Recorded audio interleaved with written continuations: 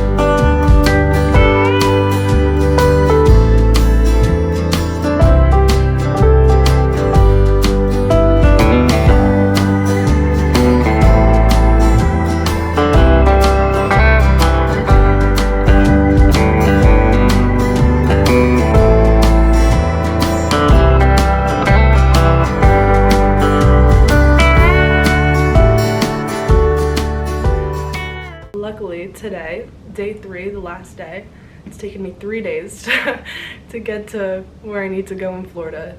This is gonna be probably in top 5 best drives of the trip, maybe top 3, possibly top 2.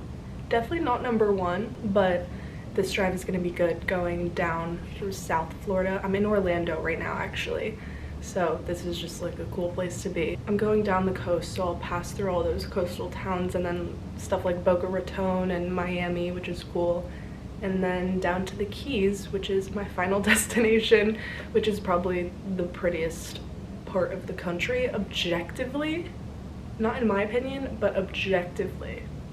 I have another favorite, but it's really pretty down there. And it should only take me around 5 hours, which is light work for me because I've done like pushing 11 the past 2 days, which is crazy. I'm feeling very sad about the road trip ending. Surprisingly, I'm not feeling relieved that I'm gonna have to stop driving after today. Every town, and new road has been just the best thing ever. I feel like I've done a pretty good job of doing what I set out to do, which is just living in some of these towns, especially in the Midwest, just finding the most random area, not where people would normally go to on vacation, and not really do the vacation-y sightseeing things, but just kind of catching the vibe of the place.